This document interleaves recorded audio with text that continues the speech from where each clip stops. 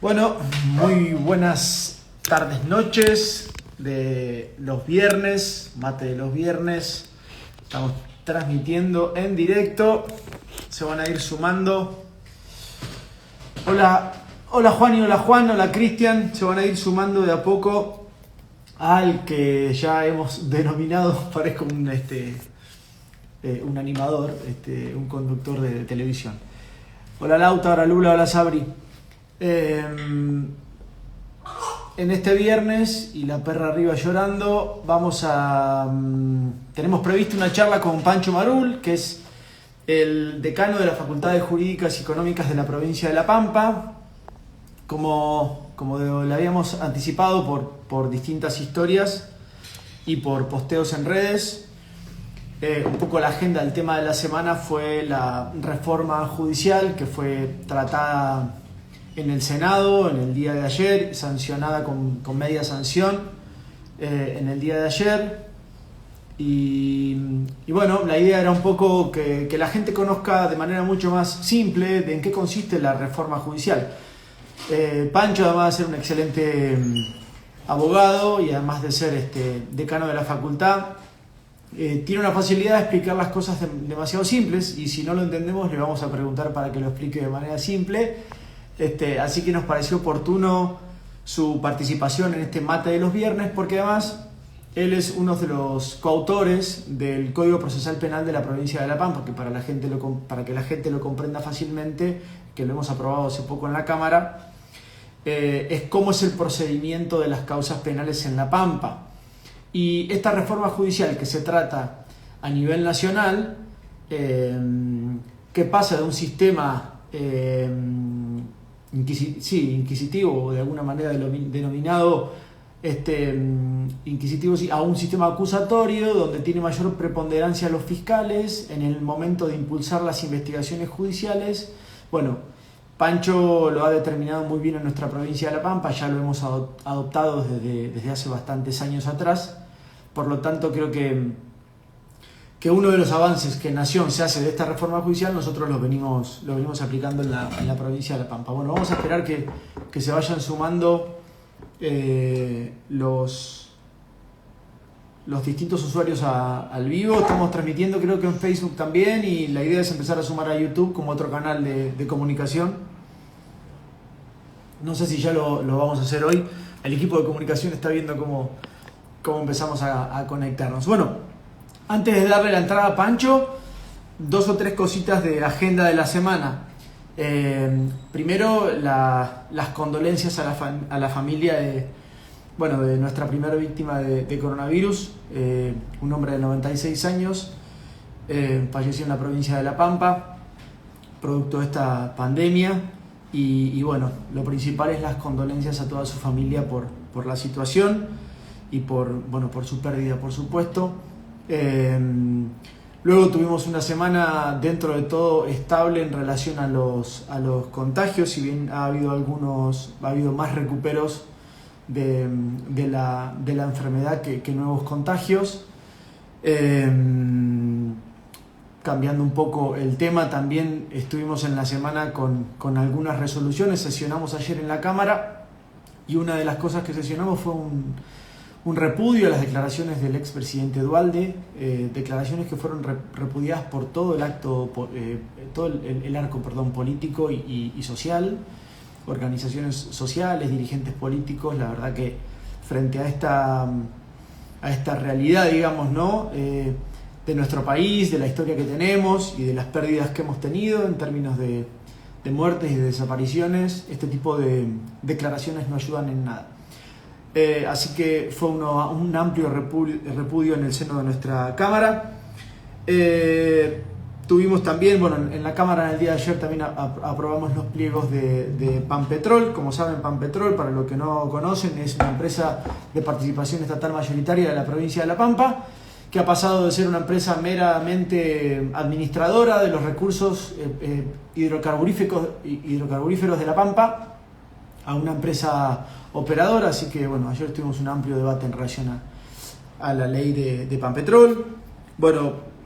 Como una medida importante que nosotros venimos hablando, por eso está bueno que lo sepan, en el día de hoy creemos, si no se presentó, se va a presentar el impuesto a la riqueza.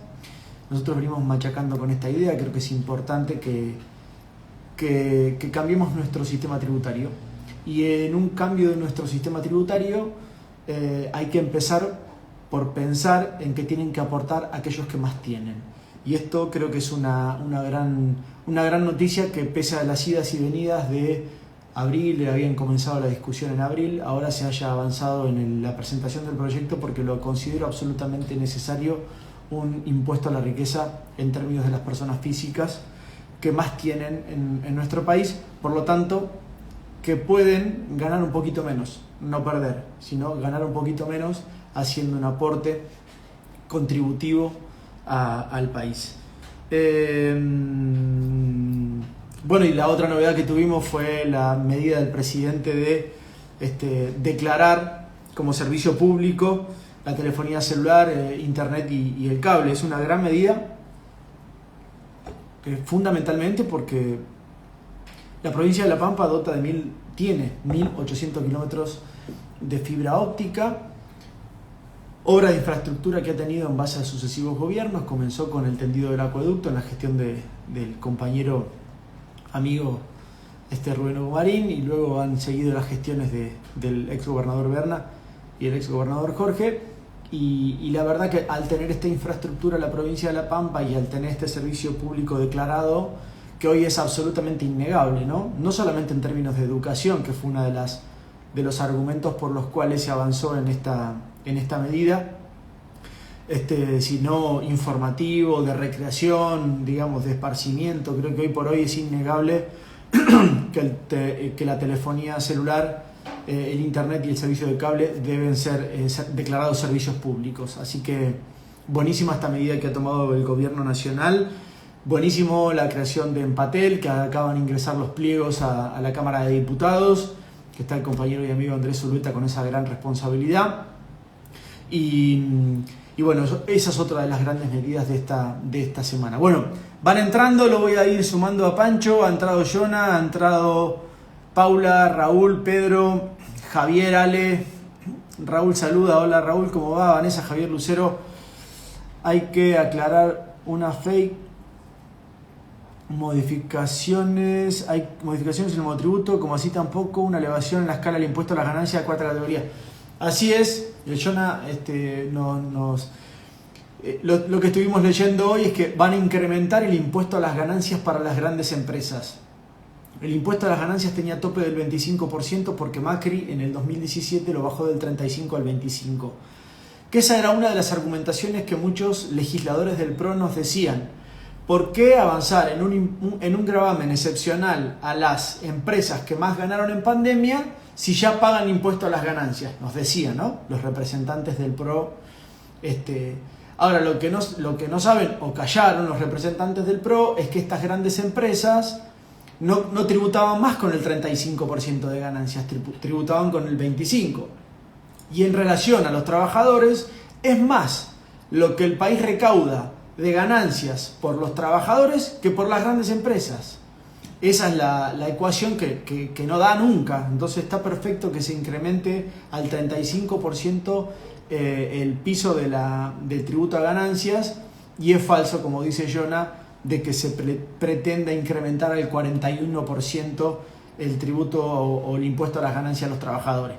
Dicho sea de paso, trabajadores que el expresidente de la Nación dijo que con su gobierno no iban a pagar ganancias, y no solo siguieron pagando, sino que fueron más los trabajadores que fueron alcanzados con el tributo a las ganancias de lo que eran antes, más de 1 millón más.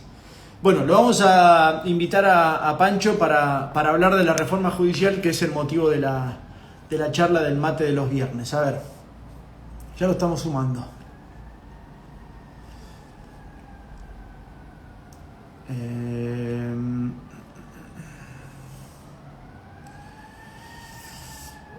Si alguien está viendo y lo conoce a Pancho, díganle que se sume a la charla, porque si no, no lo puedo invitar. Pancho querido, sumate a la charla, ¿no? A ver.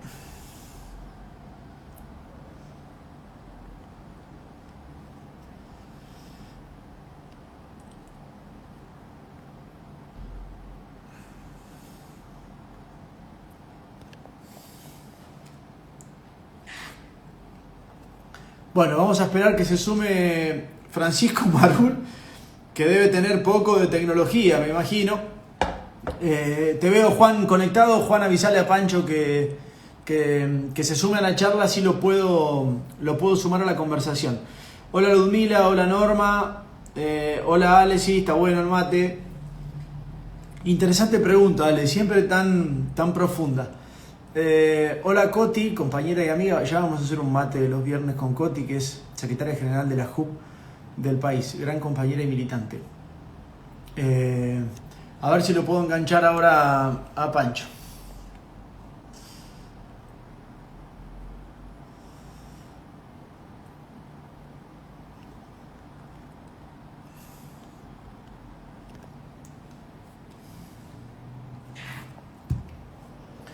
Bueno, sigo sin poder meterlo a Pancho. A ver, vamos ahora de nuevo.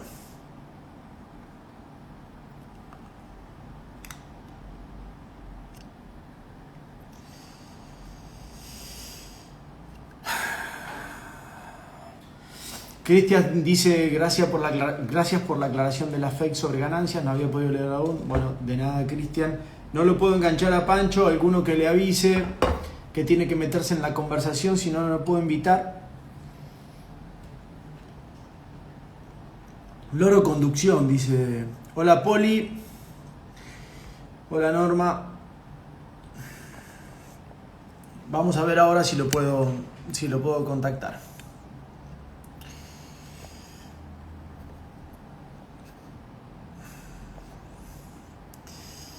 Ahí estamos, Francisco Marul, ahí lo subimos, dale, ahí lo subimos. A Francisco.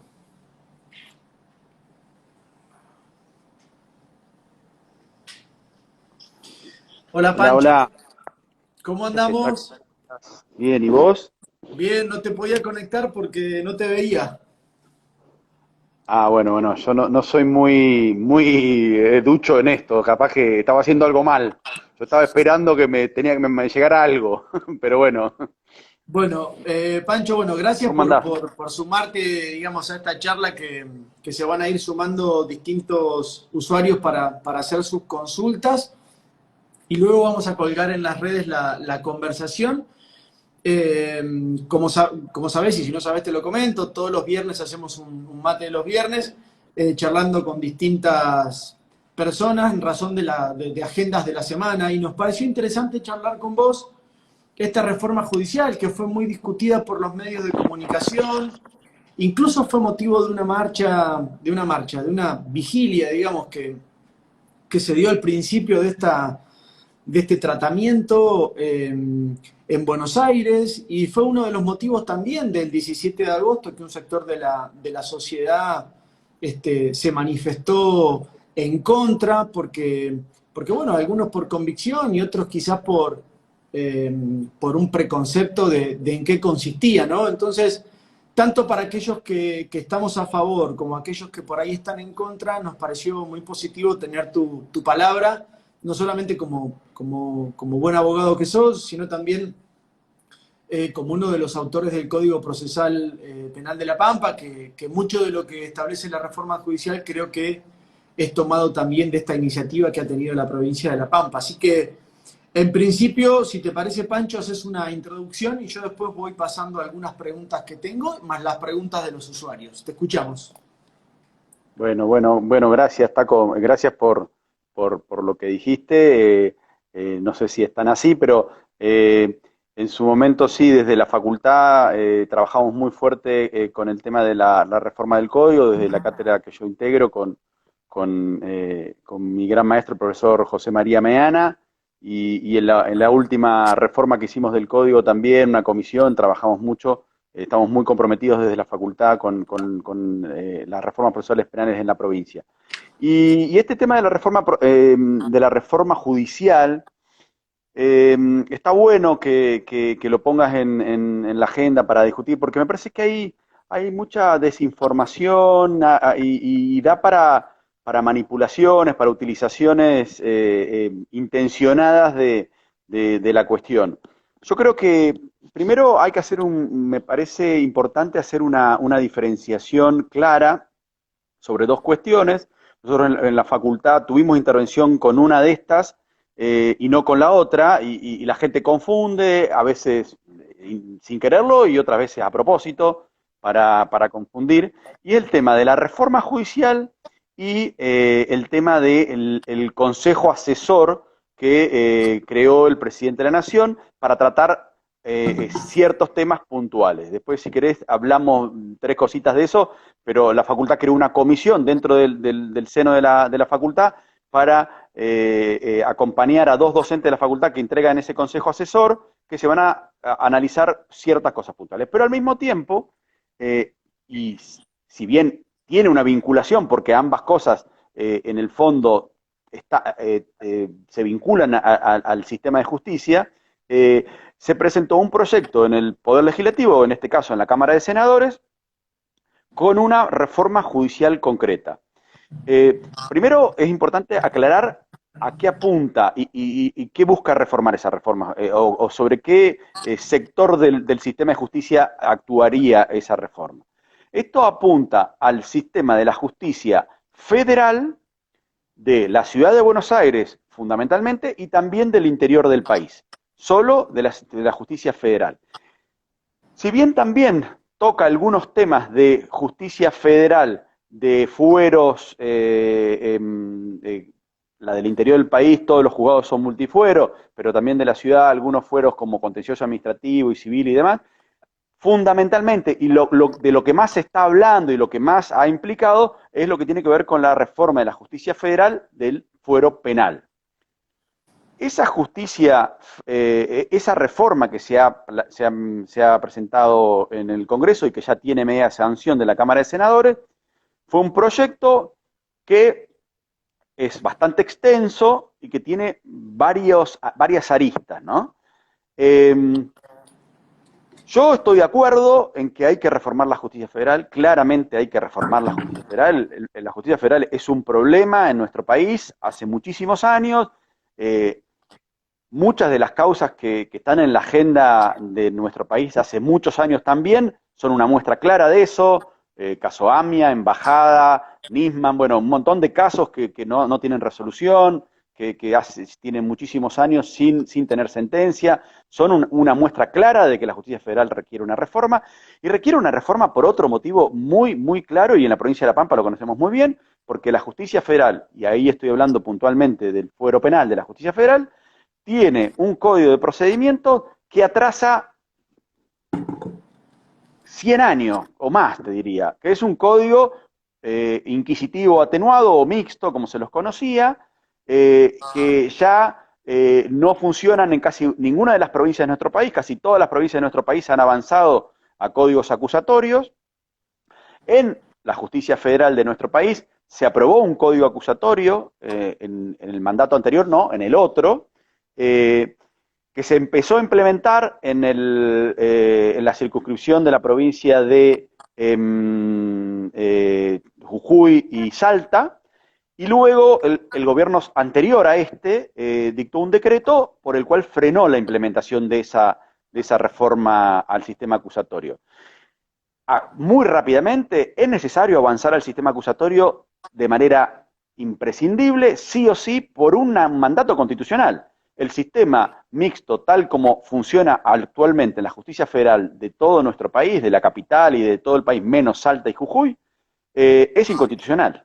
Jueces de instrucción que lleven adelante una investigación y que ellos mismos valoren su investigación y dicten resoluciones que se lo llama procesamiento para decidir qué caso va a juicio o no, ese proceso, así como está, es inconstitucional. Es una justicia absolutamente perimida, atrasa, es escrita, es secreta, es decir, tiene todos los rasgos negativos que tiene en los sistemas inquisitivos. Entonces, eso es necesario hacerlo.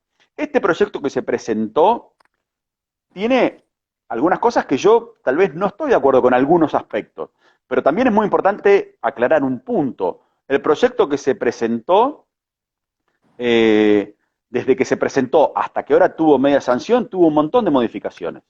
Tuvo un montón de modificaciones que se dan en el ámbito en el que se tiene que dar. A ver, si uno quiere cambiar una ley, si un gobierno quiere cambiar, ¿qué tiene que hacer? La tiene que presentar al Congreso para que se discuta, para que todos los sectores sean escuchados. Aquí se escucharon a un montón de sectores, se hicieron muchos cambios a ese proyecto y se aprobó un proyecto. ¿Es el proyecto ideal? No, no sé si es el proyecto ideal. La verdad que no creo que lo sea. Sobre todo pensando que esta reforma judicial se hace para la implementación del sistema acusatorio en toda la justicia federal del país. Pero ¿es necesaria? Es absolutamente necesaria. Y vamos a empezar a analizar algunos aspectos de esta reforma. El primer aspecto, que es el que más llama la atención o sobre el que más se habla, es la unificación de la justicia federal de la capital federal, que es la que todos conocemos como la justicia de Comodoro Pi, que son los jueces de Comodoro Pi, con el Fuero Penal Económico Nacional. ¿Eso es positivo? Yo creo que sí es positivo. Tal vez debería, y todavía se puede seguir trabajando y mejorando esta reforma sobre la que se está trabajando y que tiene que ir todavía a diputado, tendría que pensársela más desde los requerimientos y las necesidades de un código acusatorio. Sí, tal vez se podría mejorar en ese sentido, fortalecer más las fiscalías, pensar más en estructuras judiciales, no pensando en un juzgado con un juez secretario, sino con jueces más trabajando en colegio de jueces, con oficinas judiciales, pensando un poco más en eso, pero se puede mejorar esto. Pero la unificación de ambos fueros es positivo. Es positivo porque me parece a mí que mejora algo que venimos sufriendo hace muchos años en nuestro país, y que es este poder concentrado, totalmente desproporcionado y muy, a mi criterio, corrompido por la intervención de servicios de inteligencia y los vínculos con servicios de inteligencia que tienen estos tribunales de Comodoro Pi. ¿Y por qué pasa esto? Porque esos tribunales de Comodoro Pi tienen competencia con casos federales de la Ciudad de Buenos Aires, y esos casos federales de la Ciudad de Buenos Aires son casos que están siempre vinculados al poder central, al poder ejecutivo central. Entonces, hay casos donde se discuten cosas muy importantes y por lo tanto son jueces, un grupo bastante pequeño, con mucho poder, con mucho poder. Y que se ha desvirtuado la ley de servicios de inteligencia en los últimos 30 años, casi te diría, y se ha hecho que esos servicios de inteligencia tengan mucha intervención y mucho poder y vínculo con esta justicia federal. Entonces, esos servicios de inteligencia han realizado un montón o han intervenido en un montón de causas con consecuencias como las que estamos viendo en causas que se están investigando en estos días, con operaciones, con causas inventadas, con cosas que no existen. Bueno, eso creo que este proyecto aporta algo en ese sentido. Aporta porque hace que ese poder que estaba tan concentrado no lo esté tanto y por lo tanto es un paso adelante. El segundo punto importante de la reforma judicial es la transferencia de competencias de la justicia nacional de la Ciudad de Buenos Aires a la justicia de la Ciudad de Buenos Aires. Esto para que se entienda. En todas las provincias del país, los delitos del derecho común, como se lo llama, un homicidio, un robo, una estafa, un abuso deshonesto, esos delitos son investigados por la justicia provincial de cada una de las provincias.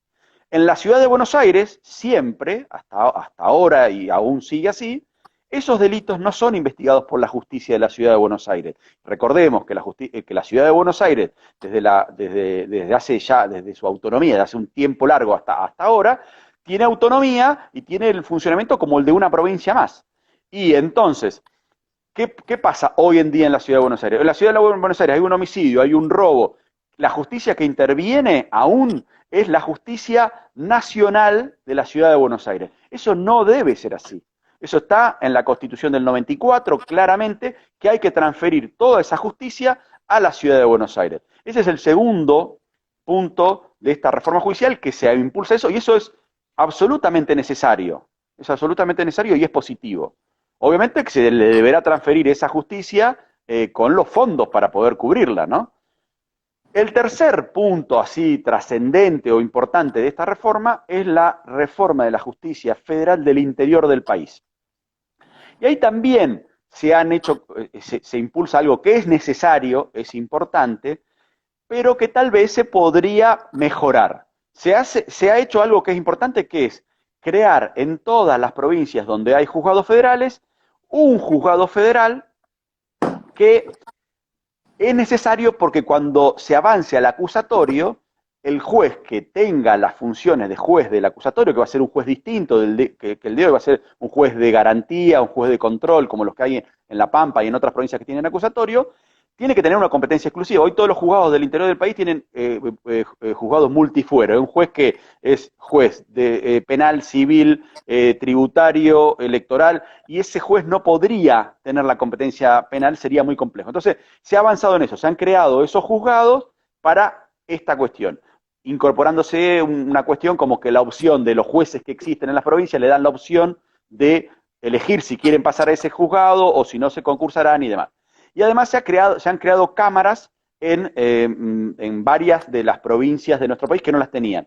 Bueno, en eso es positivo para nuestra provincia que en este proyecto que se aprobó en la Cámara de Senadores se crearían dos juzgados, uno para Santa Rosa y uno para Pico, con exclusividad del fuero penal, y además esta es una novedad porque no estaba en el proyecto originario, pero se agregó luego de la discusión, se crea una Cámara Federal en La Pampa, que es algo también positivo para La Pampa. ¿Por qué? Porque hoy el litigio federal en la provincia de La Pampa debe ser discutida en grado de apelación ante la justicia federal de Bahía Blanca. Entonces los abogados y los litigantes que tienen temas para discutir hoy en el Juzgado Federal de Santa Rosa, si tienen que recurrir una sentencia, un procesamiento, mejor dicho, lo tienen que hacer ante la Cámara Federal de Bahía Blanca, lo cual no es lo más conveniente. Ese es un resumen a grandes rasgos de la reforma. Si querés preguntarme alguna cosa, pues si no, es un Bien. monólogo. No, queda bien claro entonces para que la gente lo vaya entendiendo las tres, digamos, razones centrales de la reforma judicial.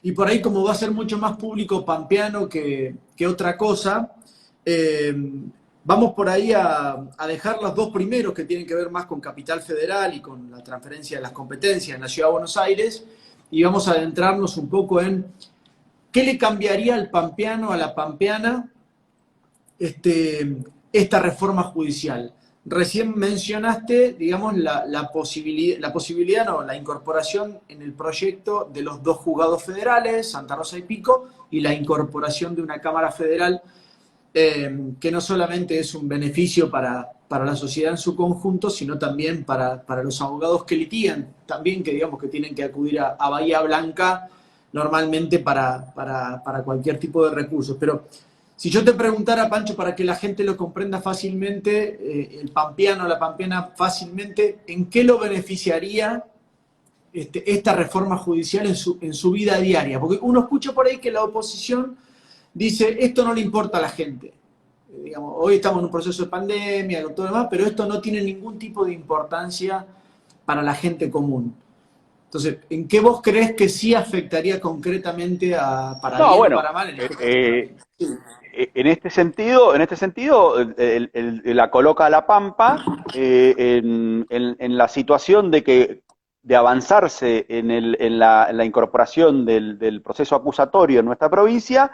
La provincia está en condiciones de poder hacerlo, porque, perdón, no solo se crean esos cargos de un juez en Santa Rosa y en Pico, sino se crea también, ahora no me acuerdo si es uno o dos fiscales y uno o dos defensores. Entonces, eso es la estructura suficiente y necesaria para que cuando se avance al acusatorio en la provincia de La Pampa se pueda avanzar. Hoy, con la estructura que hay de la justicia federal de primera instancia, que es el juzgado federal, eso sería bastante complicado y difícil, porque repetimos, el juez federal hoy, el juzgado federal Santa Rosa, tiene una competencia multifueros y a su cargo el juez federal de Santa Rosa tiene una sala penal, una sala civil, una sala tributario y de seguridad social y una sala y una secretaría electoral, lo que hace que en definitiva sería muy complejo poder llevar adelante con este sistema acusatorio. Entonces, en ese sentido nos deja en condiciones de poder avanzar hacia eso, y la creación, como decías vos, de una Cámara Federal también es sumamente positivo porque le permite a los litigantes sobre todo, porque, a ver, ¿esto qué quiere decir? Que cuando se interpone se dicta un procesamiento, el juez federal dicta un procesamiento eh, y, mm, y el procesado quiere recurrir esta sentencia o un querellante quisiera recurrir esta sentencia, tiene que presentar ese recurso ante el juzgado, pero luego lo tiene que ir a sostener a Bahía Blanca, tiene que ir a una audiencia a Bahía Blanca, son una serie de complicaciones, no solo para los abogados, sino también para los litigantes, porque no solo esto ocurre en el fuero penal, sino también en el fuero civil. También hace que los trámites en la justicia federal se demoren mucho tiempo. Lamentablemente, la justicia federal, un trámite, un recurso ante la Cámara Federal lleva mucho tiempo. Esto entiendo también mejoraría los plazos. Y sobre todo en esto que te decía recién, de que le daría la posibilidad a la provincia de quedar en condiciones de avanzar en el acusatorio, esto es lo que realmente repercutiría en la realidad de todos los días de la gente. Si tuviera un litigio, un problema en la justicia federal, el litigio se manejaría de otra manera totalmente distinta, a través de un sistema parecido al que hay en la provincia de La Pampa hoy en día, con otras herramientas, con otro, es decir, mucho más moderno, mucho más ágil, más transparente, con audiencias orales, que eso es claramente mucho más positivo. Los pampeanos hoy lo están comprobando. La justicia de La Pampa, con todas las cosas que podemos decir de la justicia de La Pampa y críticas que podemos hacer, está funcionando mucho mejor que otras justicias provinciales, mucho mejor que la justicia federal. ¿Por qué? Porque tiene un código más ágil que le da muchas más herramientas, que obviamente todo eso depende de las personas que lo llevan, los operadores judiciales que lo llevan adelante, pero le da más herramientas y se advierte esto, es mucho más ágil. Bueno, vamos a ver algunas preguntas y después yo tengo otras también. Vamos saludando a los que van entrando. Hola Gustavo, hola Adrián.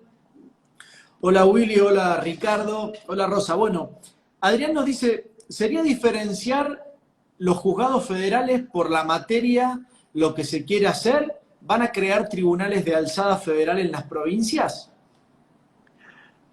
Sí, lo de los tribunales de alzada en la provincia sí es lo que comentábamos recién, se crean estas cámaras de las que hablamos, en La Pampa se crea una y en varias otras provincias también se crean, porque en federal lo que muchas veces ocurre es esto como ocurría acá en La Pampa, que hay juzgados federales en las provincias, hay provincias en donde hay más de un juzgado federal, pero por ahí en algunas provincias se centralizaba con una cámara como acá en Bahía Blanca, toda la justicia federal de Bahía Blanca y el sur de la provincia de Buenos Aires y La Pampa. Entonces, en otras provincias que pasaba como acá en La Pampa, también se generan esos juzgados. Esto que la primera parte de la pregunta, creo que se refiere más a lo de la ciudad de Buenos Aires, y sería un poco más, sería casi al revés, te diría.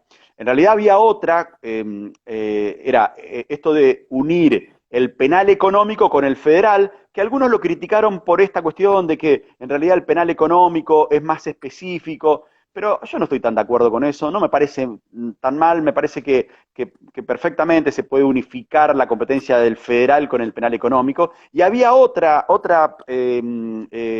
intención de unificar, que era el contencioso administrativo nacional con el civil nacional de la Ciudad de Buenos Aires, pero justamente con este argumento, se atendió ese argumento, de decir, no, son una justicia, la contenciosa administrativa muy especializada, no la juntemos con la civil, se mantuvieron separadas y se creó un tribunal para que dirima las competencias, porque el motivo era que se generaban muchos problemas de competencia entre ambas, entonces se creó, en vez de juntarlas, se creó ese tribunal para dirimir esas competencias y no se avanzó. Por eso digo, el proyecto entró, a ver, que esto está bien, y esto hay que destacarlo. Si uno tiene la intención de que algo se discute y se reforma, el espacio para hacerlo es el Poder Legislativo. Y vos querés reformar algo como esto, tenés que presentar un proyecto, que los interesados, los sectores interesados opinen, que obviamente los partidos políticos que tienen representación en las cámaras opinen, y que se llegue a los consensos a los que se pueda llegar. Bien, Pancho, dice Rosa, ¿esto quiere decir una descentralización de la justicia? Y yo no sería tan optimista. Hay una descentralización con esto de que se fortalecen, se le da más fortaleza a los juzgados provinciales para que puedan entrar al acusatorio en mejores condiciones de las que están. En ese sentido, podría ser. Yo no sería tan optimista, creo que se podría haber hecho más por la descentralización. ¿Qué quiero decir con esto? Con esto de la unificación del penal económico con el federal, se hace porque aparte se crean algunos cargos más de jueces ahí en la capital, y eso se hace como una estructura muy grande que yo, lo dije al principio, que se debería haber mirado, que se puede corregir todavía eso, se debería haber mirado con una mirada más de las necesidades del acusatorio y pensar más en no crear tantas estructuras como las tradicionales, que ya debemos pensar en abandonarlas, y pensar en crear algunos cargos de jueces, algunos cargos de fiscales, siempre más fiscales que jueces, porque como el acusatorio requiere la intervención de más de los fiscales, y pensarlo ya con mirada de oficinas judiciales y demás, que son los que se requieren en un acusatorio. Yo tengo algunas consultas, Pancho. Mira, la primera, ¿Cómo no? he escuchado la sesión en el Senado y vi las argumentaciones de los senadores que rechazan la modificación. Y dentro de las argumentaciones del rechazo, anoté las más salientes, digamos. La principal, digamos, que todo el arco político opositor a la reforma judicial menciona es la inoportunidad, digamos, que es inoportuno el tratamiento de esta reforma judicial en términos de lo que te mencionaba al principio, ¿no? Que pareciera que todo el Estado debería estar enfocado solamente en la pandemia, digamos, como si uno no pudiera, digamos, cruzar la calle comiendo chicle, digamos, ¿no?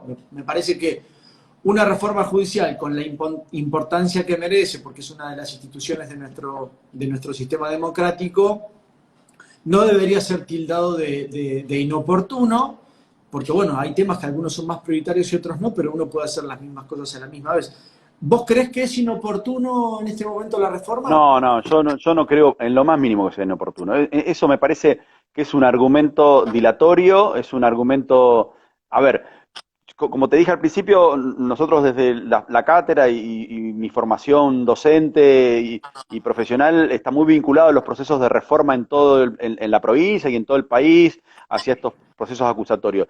Y en todas las provincias en las que se empezó siempre a discutir, cambiar de un código al otro, que yo, este argumento siempre apareció. No, que no es oportuno, que ahora no es el momento, que requiere mucha inversión. Bueno, a ver, sí, cambios necesarios que hacen que avancemos a sistemas más respetuosos de la Constitución y demás, y sí, a veces requieren algunos gastos. Y la oportunidad es siempre ahora. Es decir, postergar esto para adelante no tiene ningún sentido. Esta cuestión de la pandemia, y yo no la comparto, a ver, claramente seguimos todos trabajando en los distintos lugares en los que estamos para evitar, pero no podemos parar todo el país. Esta cuestión es necesaria y repito, este avance al sistema acusatorio se había aprobado no en la gestión anterior, sino en la anterior, y se empezó a implementar y salió un decreto dejándola sin efecto. Entonces, me parece un argumento un tanto antojadizo, es decir, ahora no, pero tampoco fue momento cuando el gobierno anterior sacó un decreto paralizando esa implementación. Digamos, no, me parece que es más dilatorio que otra cosa. No. Y quiero también marcar algo que me parece que es importante para reflexionar. Dale. Históricamente, pero cuando hablo históricamente desde la Revolución Francesa, uno de los aspectos que se pretendía cambiar y era muy importante era dejar de lado el sistema inquisitorial, el sistema inquisitivo, lo que conocemos como la Inquisición históricamente. En Francia, en la Revolución Francesa, uno de los aspectos que aquellos pensadores del iluminismo pretendían cambiar era eso. ¿Cuál era el modelo que seguían? Era el modelo anglosajón, que tenía un modelo muy diferente, que era el modelo del acusatorio puro, del juicio por jurado. Entonces, la Revolución Francesa, cuando se produce, instala un sistema acusatorio. Particularmente, el formato era de jurado. Instalan que los conflictos se resolvieran a través de un juicio por jurado. Pero fíjate vos qué llamativo que la Revolución Francesa fue en 1789, en 1808, la Revolución Francesa tuvo marchas y contramarchas, contrarreformas y demás, ya esta reforma hacia el sistema de juicio por jurado se volvió para atrás y se instaló lo que se conoce hoy como los códigos napoleónicos, y particularmente en el ámbito en el que yo estoy, el Código Napoleónico Penal, que es el primer código mixto que existe, que es igual, para que te dé una idea, igual al que existe hoy en el fuero federal, el que se quiere cambiar. ¿Por qué se dio esa marcha atrás del juicio por jurados al código mixto de instrucción y juicio oral que tenemos a nivel federal? Por la presión de quién te parece, de los jueces. ¿Ah? De los jueces. ¿Por qué? Porque los jueces dijeron, no, el sistema anterior era mejor. Y esto que está pasando tiene un poco que ver con eso. Tiene que ver un poco que ver con eso. Esos sectores tienen mucho poder y ese poder llega, se trasluce en ciertos sectores políticos y empieza a aparecer este tipo de cuestiones. No, no es el momento. Yo no creo que no sea el momento. Creo que hay que avanzar. Creo que no todas las cuestiones que están en este proyecto son positivas, tal vez no, pero se pueden mejorar, pero avanzar hay que avanzar. Bien, mencionaste en tu argumentación, Pancho, una de las razones que también utilizó la oposición a este proyecto, que recién lo dice Fer también, ahora vamos a la pregunta de Jonah, que tiene que ver con el presupuesto, ¿no? Es raro que la oposición se fije en el presupuesto siendo oposición. Normalmente, quien más responsabilidades y conocimiento tiene sobre las condiciones presupuestarias de un gobierno es propiamente el oficialismo que lo conduce. Pero cuando la oposición dice va a valer 6.000 millones de pesos y se van a crear 20 y pico de jueces de cargos más y al final se fueron creando cada vez más, digamos, si esos cargos son para aceitar mejor los resortes judiciales, acercar la justicia a la gente y que las causas tengan muchísimo más resolución, mucho más rápido, digamos que el argumento presupuestario no lo veo como válido, digamos. No sé qué opinás vos, pero mencionaste lo de los gastos, creo que coincidís conmigo. No, yo coincido totalmente con vos y te vuelvo a comentar en este sentido. Todas las reformas, siempre que ha habido en todas las provincias, ese argumento siempre surgía. Y esto, a ver, desde la reforma que hubo en nuestro país en la justicia nacional de pasar de un sistema totalmente escrito al juicio oral, también se planteaba esta cuestión. Y obviamente, a ver, mantener un sistema con un expediente y con un juez todo por escrito siempre es más barato, pero es peor.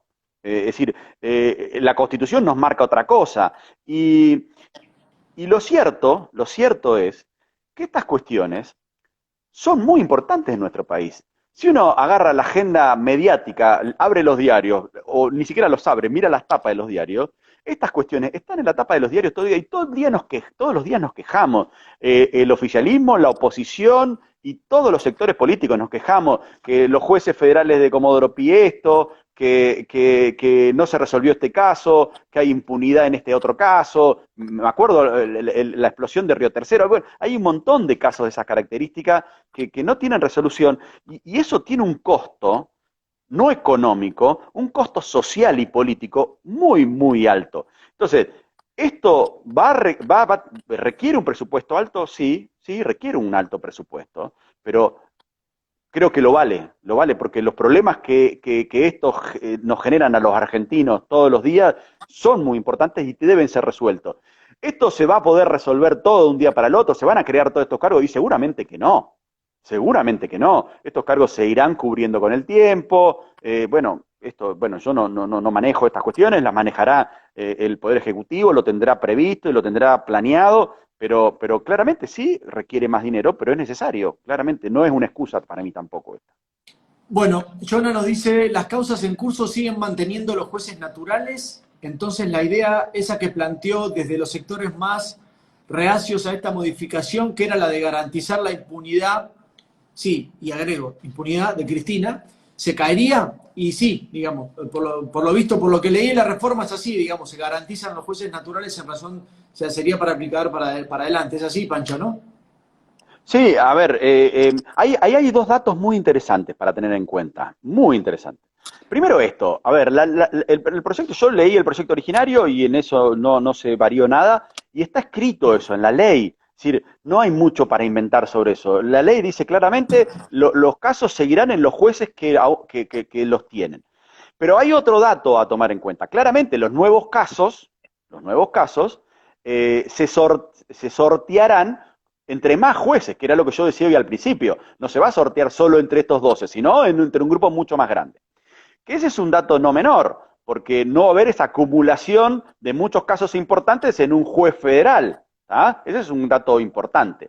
Y el segundo dato sobre el cual no se ha discutido mucho, no se ha hablado, que esta ley prevé algo que es sumamente importante, que es volver a un sistema de sorteos que se abandonó en los últimos años y que daba muchas más garantías y transparencias que el sistema que se estaba aplicando últimamente. Es un sistema transparente, con control de las partes, que sea manual, que se grabe para control, y entonces garantice que esos sorteos realmente sean sorteos. Porque lamentablemente, y yo no quiero hacer especulaciones, pero era llamativo también cómo en algunos casos las causas caían siempre en los mismos jueces. Era medio llamativo. Entonces, este sistema, y en eso repito, no se ha dicho mucho, pero esta ley vuelve a instalar un sistema que no está discutido. Nadie se atreve a discutir eso, porque es mejor, claramente es mejor este sistema. Un sorteo transparente, que las partes lo puedan controlar, que sea manual, por lo cual se pueda ver, grabar, controlar y saber por qué una causa cae en un juzgado o cae en otro. ¿Por qué? Porque para los casos nuevos, claramente, van a tener que ir a nuevo juzgado. No es que los casos actuales se van a volver a sortear, no. Los casos actuales siguen en los jueces, porque está escrito así, no es porque sea una decisión de alguien, está escrito en el proyecto que sigan en esos casos, y los casos nuevos se tendrá que sortear entre el grupo nuevo de todos los jueces que se están uniendo, ¿no? Pedro dice, respecto de la crítica en cuanto al incremento del gasto del Estado por esta reforma, es importante reflejar que se trata de una inversión y dejar bien en claro las ventajas que genera. Claro, recién veníamos hablando justamente de eso. Hablando. No es un gasto, es una inversión, y el costo que pagamos por ese déficit que hay en la justicia es altísimo, altísimo. Bien, Jonah dice, alta pregunta metí, bueno. A ver, Pancho, como para ir cerrando, digamos, los puntos cruciales por lo menos hemos intentado rebatir. A ver, en este público lo van a ver muchos compañeros del partido político en el cual yo milito, también lo pueden haber sectores independientes que no saben de qué se trata la reforma judicial, que no saben si creer a uno o creer a otro, y quizás que tampoco pueden entender una reforma que es bastante extensa, porque no todos tienen la posibilidad de saber concretamente en qué consiste las competencias en el sistema judicial. Bueno, fuimos rebatiendo, digamos, los distintos argumentos que fueron tratados en razón de la reforma. Y como último tema que quería charlar con vos, Pancho, que es algo que lo hemos hablado de manera privada, que estaría bueno también hacerlo público, y que lo mencionaste en esta argumentación, que tiene que ver con el juicio por jurados. Una de las argumentaciones de este proyecto de reforma judicial fue la del senador Parrilli. Y el senador Parrilli dice en su intervención, porque fue cuestionado una incorporación que el senador Parrilli quería hacer a la ley, que se trataba de que aquellos jueces que tengan presiones de tipo mediáticas debían denunciarlo ante el Consejo de la Magistratura. Y Parrilli, en su argumentación, que luego fue modificada, valga la redundancia, fue quitada lo de presiones mediáticas y habla de presiones de grupos concentrados o grupos de poder, porque entra en juego la cuestión mediática y la libertad de prensa y evitar la censura previa. Entonces se lo dejó como grupos de poder. Pero en la argumentación el senador Parrilli decía que había muchas provincias que hoy tienen juicio por jurados, vos las conocés muy bien, Neuquén es una, Mendoza es otra, y que en esas provincias donde había juicios por jurados se había aplicado dentro de las disposiciones que en determinadas circunstancias los jurados, que son parte de la sociedad civil de la ciudad, de la provincia, podrían quedar aislados, en caso de que sea necesario, sin contacto con redes sociales ni medios de comunicación. Y ahí va, digamos, la pregunta que te quiero hacer, porque Pancho, para los que están escuchando, lo que van a escuchar es un fiel defensor del juicio por jurados, y uno de los argumentos para ir en contra del juicio por jurado es de que muchas veces es mucho más influenciable la sociedad en términos genéricos que los jueces, que estudiaron y que cobran un buen sueldo para eso y que tienen que evitar cualquier tipo de presión. Sobre esto, ¿qué tenés para decir? Bueno, como decís, yo soy un juradista militante, digamos, desde mi rol docente, los estudiantes que pasan por la cátedra lo saben muy bien. Siempre trabajamos para que se conozca el juicio por jurado, porque hay mucho desconocimiento del juicio por jurado y eso hace que entonces la gente tenga una idea equivocada. Entonces trabajamos para que se conozca y pretendemos que desde la facultad venimos trabajando hace muchos años para eso. Ustedes recuerden que el Código Procesal de la Provincia de La Pampa tiene un artículo, el primer artículo que dice que es una expresión clara de los legisladores de La Pampa que la provincia de La Pampa avanzará en el juzgamiento por jurados con el dictado de una ley, digamos, hace como una expresión de deseos que en su momento se va a avanzar esto. Y aparte hay otro dato que quiero agregarle, porque sé que tenés muchos seguidores que son comprovincianos como nosotros. La provincia de La Pampa hay un dato que muchos desconocemos. La provincia de La Pampa tuvo juicio por jurados. Es un dato muy interesante. La Constitución la Constitución del año 1952 de la provincia de Vaperón tenía establecido el juicio por jurado. Mirá. Es un dato sumamente interesante. Fue una constitución que, como todos sabemos, no duró mucho tiempo porque vino el golpe de Estado, pero fue una constitución, es de la constitución derivada, digamos, con todos los derechos sociales del constitucionalismo peronista, digamos, de la constitución del 49, la provincia se llamaba Eva Perón, y esa constitución tenía previsto el juicio por jurado. Es un dato interesante para la provincia de La Pampa.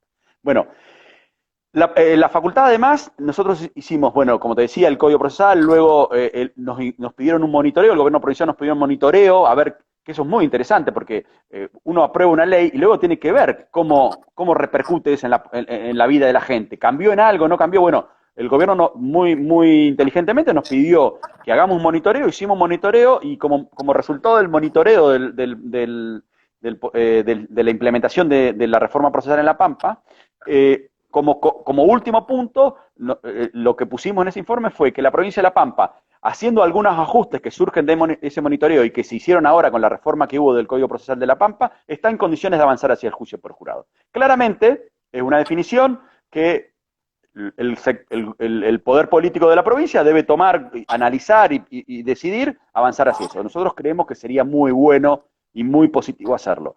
Y ahora voy a algunos aspectos del juicio por jurado. El juicio por jurados, primero, creo que en este momento le haría muchísimo bien a nuestra provincia y a nuestro país.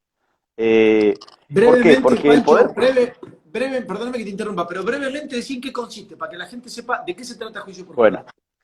Bueno, el juicio por jurados, el modelo que se impulsa en nuestro país y el que se está usando en varias provincias es el jurado clásico, popular. Son 12 ciudadanos y ciudadanas que, a partir de un sorteo que se hace con el mismo formato que se hace el sorteo de las autoridades de mesa para una elección, se sortean 40 personas, las partes en ese proceso tienen una audiencia previa que pueden, de acuerdo a las necesidades del caso que tengan, para lograr la mayor imparcialidad posible entre esas personas, de los 40, seleccionar a 12 que tiene que estar equilibrado entre varones y mujeres, 6 y 6, y esas 12 personas son las que van a resolver un juicio, es decir, van a escuchar la acusación, van a escuchar la defensa, la prueba, va a haber un juez profesional que va a controlar que las partes puedan producir esa prueba de manera igual, digamos, respetando la igualdad entre las partes, y este jurado va a tomar la decisión, pero no va a tomar una decisión genérica, es decir,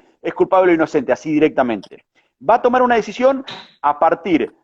Y luego de una segunda audiencia. La primera audiencia que se va a hacer es la de selección de jurados, que es la que conté. Y la segunda audiencia es la de discusión de instrucciones para el jurado. Esas instrucciones las van a discutir el fiscal y el defensor. El fiscal porque va a querer probar, ponerle un ejemplo, un homicidio. Y el defensor una legítima defensa va a decir, bueno, yo quiero que el fiscal, que el jurado conteste, ¿está aprobado después de este juicio que el acusado disparó el arma? Y el defensor, ¿está probado que el acusado respondió a una agresión desproporcionada de parte de fulano? Entonces, esas son las preguntas que van a discutir, litigar las partes, que el juez profesional va a terminar decidiendo cuáles son las que le va a transferir al jurado, y luego de producido todo el juicio, que declaren todos los testigos, todo, los jurados contestan esas preguntas. Entonces, primer pregunta, contestan esto, sí, se probó esto, se probó esto, se probó esto. Si se contesta esto, entonces el juez profesional va a decir, está el jurado, lo va a hacer, lo va a leer el presidente del jurado, pero el jurado hace lugar a la acusación y por lo tanto el veredicto va a ser condenatorio. O el veredicto no hace lugar a la acusación y va a ser absolutorio. Si fuera condenatorio, el jurado no dicta la sentencia, el monto de la pena, sino que eso se hace en una audiencia posterior donde las partes ante el juez profesional discuten el monto de la pena. ¿Cuánto va a ser el monto de la pena? Ese es un brevísimo resumen de qué es el juicio por jurado. Bueno, en principio, nos queda poco tiempo, Pancho, porque ya está por terminar la sesión de Instagram. Así que, bueno, para que la gente un poco comprenda, digamos, la idea era un poco charlar sobre la reforma judicial, en términos genéricos, para que cada uno tenga la impresión de qué es lo que se está discutiendo en la Cámara Nacional. En el Senado ya se discutió, ahora pasa a diputados. Y el segundo es una iniciativa que se viene dando, que bueno, que Pancho nos decía que La Pampa lo tuvo, no lo sabía, y que probablemente lo discutamos en algún momento en la Cámara, en la provincia de La Pampa, en razón al juicio por jurado. Yo tengo mis dudas, se lo he dicho a Pancho muchas veces, pero bueno, es cierto, digamos, que la democratización de la justicia pasa también por esto, ¿no? Digamos, pasa también por la Claramente. participación ciudadana Sí, sí. en esto. Así que, bueno, para cerrar, Pancho, te quedan serranos en 30 segundos. Bueno, te digo algo de esto de jurado. Primero, el consejo consultivo ese que creó el presidente y que hay dos docentes de la facultad que participan, uno de los puntos que tienen que informarle y dictaminarle es si se puede implementar el juicio por jurado en el país, que me parece sumamente positivo e importante. ¿Y por qué creo que se debe instalar el juicio por jurado en nuestro país? Primero, porque, como decís vos, democratiza el menos democrático de los tres poderes del Estado. ¿Por qué menos democrático? Porque el Ejecutivo y el Legislativo se legitiman periódicamente con el voto, a través del voto popular. En cambio, el Poder Judicial no. Entonces, la intervención de la ciudadanía en el jurado popular lo democratizaría. Y además le daría la legitimidad que ha perdido. Hoy la gente no cree en el Poder Judicial. Y si las decisiones fueran tomadas por un grupo de ciudadanos que son pares de todos nosotros, tendrían mucha más legitimidad que la que hoy tienen. Y por último, porque virtualiza el respeto de las garantías constitucionales. Un jurado popular es mucho más imparcial de lo que es un juez profesional. Un juez profesional es mucho más permeable a las presiones, porque vos hablabas hoy al principio de este tema de las presiones. Un juez profesional es mucho más permeable y está mucho más débil ante las presiones mediáticas, ante las presiones de su propia carrera. Un juez profesional que hoy dicta una sentencia que no le gusta a ciertos sectores, pone en riesgo la posibilidad de ascender, pone en riesgo que le pidan el juicio político. En cambio, 12 ciudadanos que no tienen ese riesgo son mucho más libres y mucho más independientes y por lo tanto son mucho más imparciales. Por eso virtualiza en todo sentido el servicio de justicia y lo ordena hacia abajo. Hace que los abogados y las abogadas, los fiscales y los defensores, cuando litigamos los casos, hablemos en español, que la gente nos entienda.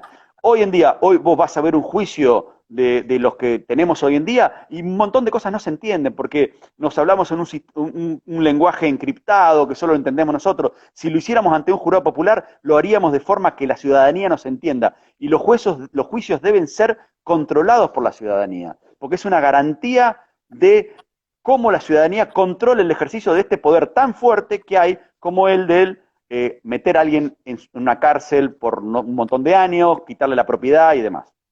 Bueno, eso es lo que te resumo. Pancho, la verdad, estás teniendo felicitaciones, muchas gracias, excelente iniciativa, muy claro, muy buena explicación, muy buena charla, clarito Pancho, invitarlo otra vez para seguir informando, pero vamos a ver si lo invitamos otra vez a Pancho.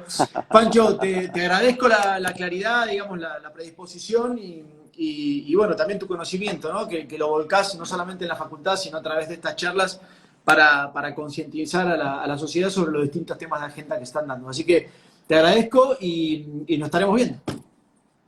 Bueno, gracias Taco, gracias a vos por poner esto en difundirlo y ponerlo en discusión, me parece que es sumamente importante. Así que a tu disposición. Abrazo, Pancho, gracias. Un abrazo grande, chao, chao. Bueno, se nos fue Pancho, nos quedan un par de minutitos para terminar. Juani, muy bueno, dice. Pedro, qué claridad en la explicación, algo complejo. Gracias, Pedro. Carolina, lo estoy leyendo, ¿eh? Aprovechen para escribir porque queda poco tiempo y los leo. Hola, Damián, un profe, gracias. Gracias por la claridad, Jonas. Seba Méndez, excelente charla, gracias, Seba. Andy, Mica Ramos también. Bueno, muchachos, la semana que viene vamos a estar viendo qué ponemos en agenda. Si quieren ir comentando hasta que termine, voy charlando con ustedes solo. La semana que viene, yo les dije la semana pasada que iba a estar Hernán Brienza, gran pensador y autor de libros muy interesantes para leer y descriptivo en términos del contexto actual político, fundamentalmente, además compañero, fundamentalmente la actualidad, por más de que tiene muchos libros interesantes, de Dorrego es uno, históricos de nuestro país. Bueno, hablé con él en la semana y probablemente la hagamos la semana que viene o la otra. Va a ser interesante para nosotros que nos gusta un poco discutir en términos ideológicos esta charla, porque además es un buen compañero para charlar en términos autocríticos. Él ha sido muy autocrítico también de nuestro partido en diferentes etapas y contextos de gobierno y de oposición. Así que vamos a charlar con él. También estamos viendo de conseguir tener una charla con el reciclador, que es un gran emprendedor con esta movida que empezamos a lanzar la semana pasada. ¿Se acuerdan que tuvimos la charla con la universidad, con el proyecto de extensión universitaria vinculado al reciclado? Estamos viendo también de tener una charla con él. Lo mismo con Juan Cabandier, que es el ministro de Medio Ambiente. Lo mismo con Pedro Rosenblatt, que es el cadete, que creo que es interesante lo que hace, porque tanto en sus redes, desde hace mucho tiempo, viene explicando de manera muy concreta y apelando muchísimo al sentido del humor, que creo que hace falta, incluso en la política. Cuando lo haces y cuando te lo hacen, digamos. Pero está bueno porque uno entiende de manera mucho más comprensible muchos elementos de la política. Creo que uno de los elementos que el peronismo, particularmente nosotros que militamos en él, tenemos que incorporar es el humor sarcástico, sin faltar el respeto, por supuesto, tratando de apelar, digamos, a desentrañar distintos conceptos que tengan que ver con proyectos de ley o con políticas de gobierno o con políticas públicas o con iniciativas de las que fuere. Y creo que el humor está bueno porque entras desde otro lado, hay un sector de la sociedad que claramente con una cátedra muy estricta y muy formal y demás, probablemente no entren. De hecho, por eso utilizamos esta línea de Instagram, digamos, donde hay generaciones nuevas que quizás se van a aprender viendo un vivo de pibes que hacen trap, hacen batallas de freestyle o que hacen, qué sé yo, alguna movida que a ellos les interese, pero hay que militar en todos lados, decía el general. Y hay que militar también en las redes más juveniles como esta que es Instagram. Jonas dice, hay que hacer otra con Diego Batecola, gran compañero Diego. Vamos a hacer otra. La de Diego fue la charla más visitada, tuvo más de 2.500 vistas una vez que colgamos el video. Diego es un gran compañero, gran comunicador y estuvo bueno porque bueno, hablamos de todo un poco sin cassette y de actualidad. Y eso estuvo muy bueno. Andrea dice, ¿cuándo nos vas a dar el placer de ver un vivo con el tío?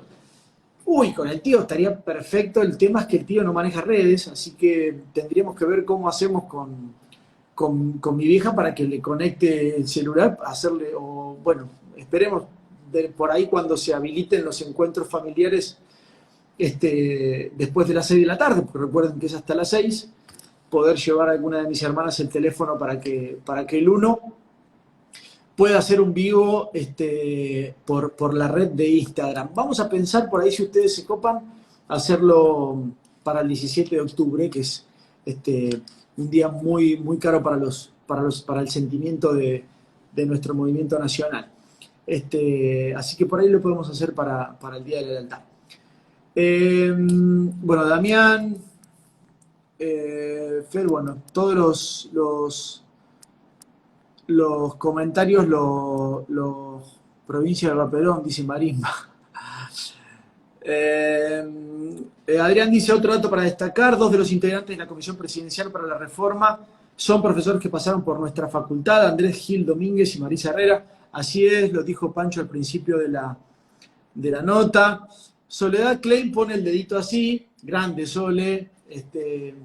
Sole no es compañera, pero es una buena amiga, es una gran compañera. En términos laborales lo fue hasta el año pasado.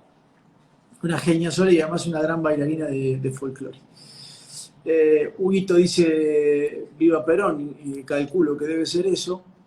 Veo que hay poca participación, muchachos, ¿no quiere que hable de nada? Bueno, cortamos acá entonces la transmisión, nos queda 1 minuto y 2 minutos. A ver qué más tenemos. Rosana nos pone un corazón, Leo nos pone el dedo. Bueno muchachos, estamos terminando otro mate de los viernes. La semana que viene lo haremos como les decía. Tenemos algunas opciones para avanzar en el... No corte, dice Damián. A mí nunca me lees, no sé, Caro, no sé qué me pusiste. Sí, ¿qué pasa con el hallazgo de los bidones de agroquímicos? Sí, es interesante, Fer, lo que planteás, porque justamente hoy hablábamos con los muchachos de la... Nada que ver, ¿no? Pero lo digo, porque está interesante. Hay los muchachos de la cooperativa Bella Flor que tienen un tratamiento de papeles y de reciclado, digamos, que la verdad que me sorprendió de sobremanera el laburo que hacen en Macachín, y bueno, con la facultad, con el proyecto de extensión acá también tienen vinculación, así que probablemente también con ellos hagamos un vivo. ¿Qué tiene que ver esto con agroquímicos? Tiene que ver, ¿por qué? Porque decíamos que no solo los envases de agroquímicos, que para eso hemos avanzado en una legislación provincial, sino también todo lo que tenemos que hacer un sistema de trazabilidad en el cual podamos controlar los envases de plástico, como se pretende hacer con los bidones de agroquímicos, para evitar la contaminación y tener un ambiente mucho más sano. Así que probablemente con ellos hagamos un vivo también. Si hay multa, sí, 32 millones de pesos hubo de multa que aplicó la Secretaría de Medio Ambiente de la provincia a Campo Limpio, que es la fundación encargada de recolectar los envases de estos agroquímicos. De Messi al City, dice Marisma, que tendrá que ver, la verdad que no. Parezco el Dipi, ¿no? Con la profundidad que manifiesta la cuestión de la participación política, opinar sobre el fútbol y de Messi. Interesante lo del Dipi, para los que están viendo, porque tiene un discurso, lo he visto, ¿no? Y van a decir, ¿qué pelotudez estás hablando, Taco? Pero olvidémonos del emisario, vayamos al mensaje. El mensaje el mensaje del Dipi, que lo recoge de un montón de libertarios, que lo más llamativo es que muchos son jóvenes, de esto de que la política no sirve para nada y que todos los políticos son todos malos, son todos chorros, y que lo mejor es que no existan más porque nos roban la plata y todo lo demás. Cuidado cuando uno lo dice con la... A ver, el Dipi es un tipo con mucho consenso en lo que hace música, hace muy buena música, todos bailamos con sus temas, está fantástico, pero cuando uno opina con esa liviandad sobre temas tan importantes, porque estaría bueno, y esto no significa que no pueda opinar, está en todo su derecho, no soy quien para negárselo, pero es importante reflexionar sobre su mensaje, porque creo que no le aporta nada a un sistema democrático, digamos. ¿Por qué? Porque si no están los políticos, ¿quiénes están? Digamos, primero, los políticos, ¿de dónde nacen? Digamos, que por generación espontánea, no son parte de la sociedad, los políticos somos parte de la sociedad, aquellos que nos ocupa, nos toca eventualmente ocupar un espacio político. Pero si uno generaliza, es como que yo dijera, digamos, que todos los comentaristas de Instagram son todos unos pelotudos, digamos. Probablemente el pelotudo sea yo que lo diga. Entonces digo, ese mensaje es preocupante porque no hay que generalizar nunca, porque si no está la política, están los sistemas antidemocráticos que se hacen cargo, porque alguien siempre se hace cargo. Digamos, si no está la política, hay otros factores de poder que se hacen cargo. En algunos casos hemos tenido antecedentes en nuestro país que son factores de poder vinculados al poder militar. Entonces es preocupante tener ese mensaje de generalización, y es mucho más preocupante que haya gente que lo repita como si no pasara nada, mira qué bueno que está. Así que esta es mi reflexión de 1 minuto sobre el Dipi. Los leo. producción de bienes de materia prima, que sea un proyecto de cooperativa reciclado, como los ladrillos. Estamos trabajando en eso, Rosana, justamente. El DIP es un odiador, ni le importa quién está ni quién vendrá, es así, Ivana. Política es dar una mano, dice Marimba, y es así, hermano, es así. Si no tenés vocación de servicio, probablemente en política podrás ocupar un lugar de funcionario, o un lugar también electivo, pero probablemente no te reelijan, ¿no? Si tu vocación no es dar una mano, te puede dar la oportunidad a la gente una vez, pero no creo que te lo haga dos veces. Fer dice, claro como anoche amenazaron mientras sesionaban senadores. Sí, Fer, es así, repudiable por donde se lo mire. Las amenazas, fundamentalmente las que leí, que fueron a nuestra vicepresidenta. Siempre hay un líder, dice Carolina. Así es, siempre hay un líder.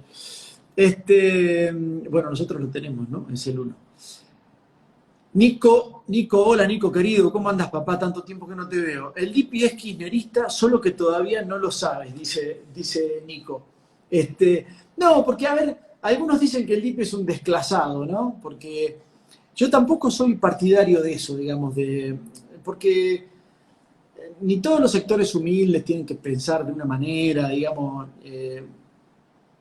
No soy de esos que creen, digamos, él está en su derecho, digamos, de pensarlo. Lo que creo es que este mensaje es preocupante, y no debería repetirse, digamos, no debería repetirse justamente porque puede haber contraargumentación de que los sectores más humildes fueron en nuestro criterio, digamos, en nuestra política pública, en nuestras interpelaciones hacia los sectores más humildes desde el peronismo de toda la vida. Así tiene que ser. Si uno es peronista, mira primero ahí.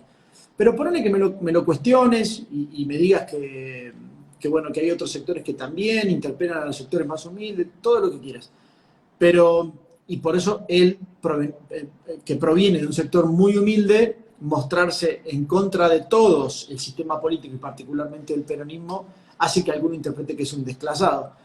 Pero yo creo que no es la argumentación más válida, creo que es mucho más preocupante porque él, si fuera un antiperonista solamente, es Fernando Iglesias, digamos, con lo cual no es preocupante, debato todo el tiempo. El problema es que pone en tela de juicio toda la política y eso es mucho más preocupante que ser antiperonista. Tu padre fue un gran líder, dice Caro. Bueno, muchachos, me estoy quedando sin visualizaciones. Se ve que soy poco interesante en la descripción de la realidad, porque con Pancho teníamos casi 40 y pico y ahora estamos en 22. Es decir, han sido muy generosos en escucharme. Nos vemos el viernes que viene en otro mate de los viernes y como digo todos los viernes, viva Perón.